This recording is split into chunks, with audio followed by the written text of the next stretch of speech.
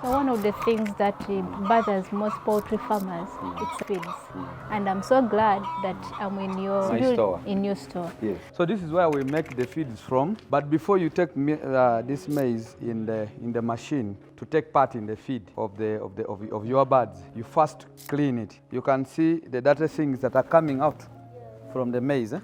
If you take this into your poultry feed, then that means the ratio is not right. That means the dirty things, dust is also taking part in your feed. So the birds are not able to get what they want. So what I advise is that always clean the feed, the maize, before you take it to the mill to take part in the poultry feed. So the quality of maize in Uganda is not all that so good. So you have to clean it. You have to mind. This bird belongs to you, they don't belong to the supplier of maize. And once you give them bad things, the birds blame you. And they blame you by not giving you production. You have to give them, first of all, dry maize and then very clean. You know, feeding takes 60% of the incomes of the farm. So that means it takes the biggest portion of the money that you earn.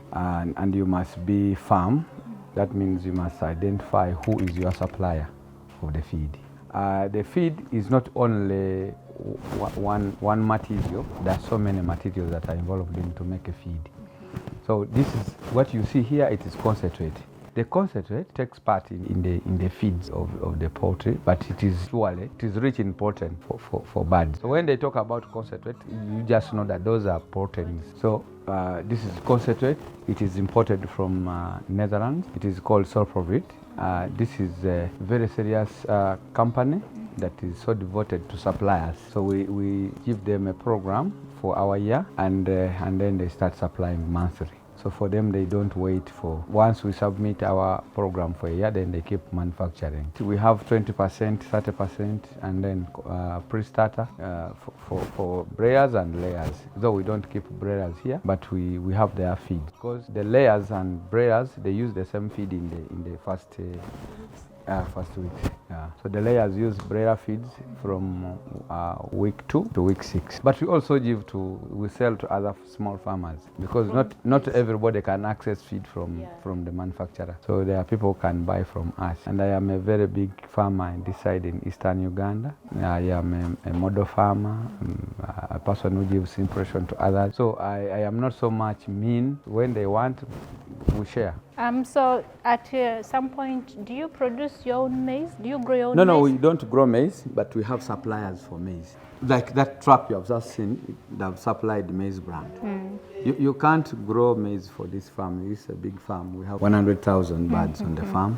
So it is too big. So you can't keep doing all those things. You can leave some other work for other people. For the community. Yeah, for the community also to benefit. So this is what we call a mill. Maize, when they bring maize here, they put in this mill for hammering. This thing hammers. For breaking it down? Yes, for breaking it down. Call it hammering. So they hammer the maize into small particles. It pours here, and then this elevator moves it to the mixer. Then the mixer, they also pour maize bran, like the formula there. Wait, they put, what's the difference between maize? I thought maize bran comes from maize. Yes, but we put in maize. Maize takes part, and also maize bran takes part. Yes, maize is, because maize is the whole thing. The whole maize has a lot of... So it's just broken into small pieces? Into small pieces. Okay. And then it is mixed together with the maize bran again, and then with the concentrate and lime for calcium. This one is lime. We import this from Kenya. And we don't make it here in Uganda? No, we don't have it. We don't have good digestible lime. There is lime for roads, there is lime for construction of buildings, but this is digestible lime. It's for food, for animal. It can be digested. So, but it gives calcium to the birds. So it is also mixed in. Takes part. You can see here, if the maize was pouring here, it would be pushing it up and pour this side. Then, and this one is mixing. So they keep mixing here. It doesn't make noise. Yeah, I'm surprised. Yeah. So once it is done, they remove this stopper, and then they start now bagging. So but this is a complete meal? Yeah, this is a complete meal. Wow. You only see it like this, but the concentrate is there, the maize is there. You can't tell that this is this, but the mix has already mixed. That's why it's called a mixer. It has already mixed everything together. You mentioned something, but you just hit on it a little bit. You said it costs 6% of the income on the farm. Yes. So how do you manage your feeds, and how do you ensure that this cost of feeding is not encroaching on your profits? Yeah, first of all, these birds, when they're laying, there is what we call production percentage. We calculate the percentages.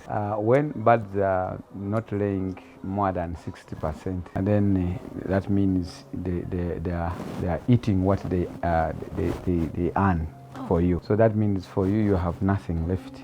So those ones are not making any profit. You have to sell them. Before that, you have to check their age. If they are not 90 weeks and they are doing that, then there must be something wrong. Maybe they are sick, or they are living in a bad environment. There are so many things to look at. But you said, how do I manage? So we have those guys that are engaged. I can say they are committed to do it. So we have good relationship with them, pay them in time. And because if you want to produce quality feed in Uganda, I advise that you manufacture it by yourself. Because most people, I'm not saying that most people do it, but some other people do. They produce feeds that are not worth it giving to the birds. So in the long run, they don't give you good results. So I always advise that open the eyes when it comes to feeds, because there are only three things that we look at in production. Okay. We look at feeds, the quality of feeds, the management of your farm, how you manage it, and then the breed, the breed of your birds. So if you balance those three and they are all okay, they are all right, then you are able to produce, you are able to have good results. Okay. So if you compromise any of those ones, then you won't manage poultry. When we are mixing feeds, we also mind about the age of the birds. Yeah, we mind about the age. They eat different mix at different ages. There is a feed for layers, there is feed for growers, there is feed for young ones. So before these guys start making feed, they have to know which age are they making the feeds for. Like check on our formulas here. This is a formula for broilers, this is a formula for layers. But still are saying there is 7 to 18 days, 18 weeks. And there's also 18 to 20 weeks. They are saying pre-layer. These ones are about to start. They are dropping one egg to they call it pre-layer. So these ones are for organizing them for laying. And then this one, 20 to 45, this is layer 1. And then 45 to 90 weeks, this is layer 2, and this is the end.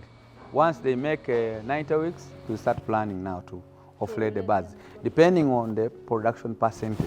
When we are making the feeds, we follow these instructions. And these ones are given to us from the factory where they make the concentrate from. Yes, because these are tested formulas. For broilers, it's also here. They week 1 to week 2, week 3 to week 4, week 5 to week 6. So these are the formulas. We must follow this. This is our working instructions.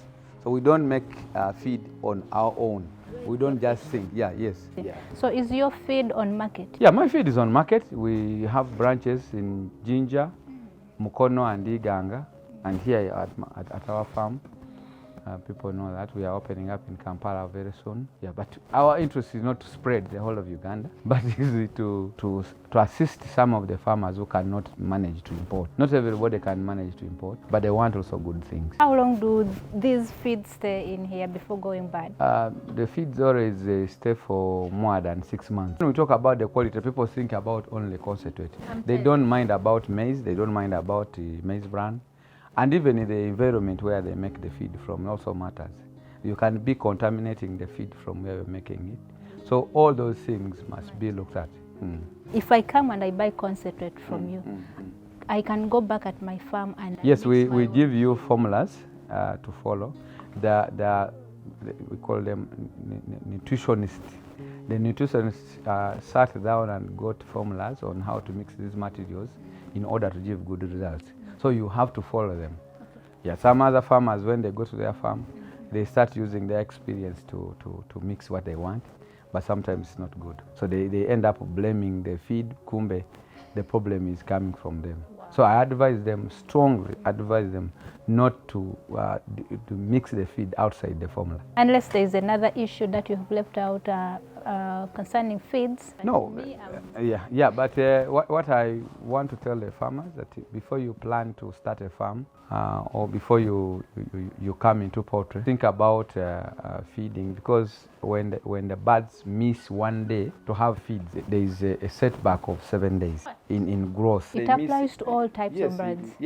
If they miss one day's meal, that the entitlement that they are supposed to eat, let's say 120 grams a day, and then you give them 10 or 20. So that means they have missed the whole day without eating. So that one sets them back in terms of growing, in terms of production. So think it is critical. Feeding is critical on the farm. So before you start, think about that I will never lack food on my farm. So if you don't have the money to support, maybe you rather plan within the small resource envelope that you have, such that every day you have food for the birds. So if I have other sources of proteins for my birds, can I live out this? Yes, you can. Take an example of silverfish, mukene. It can be a substitute of this. Actually, before concentrate came in, we were using silver fish. So this is a substitute. But now, is it sustainable? No. Because this is purely soya and some other minerals that are mixed in. But in our lakes of Uganda, the waters of Uganda, the fish that got finished, and then there is a lot of restrictions, but the birds want to continue to eat.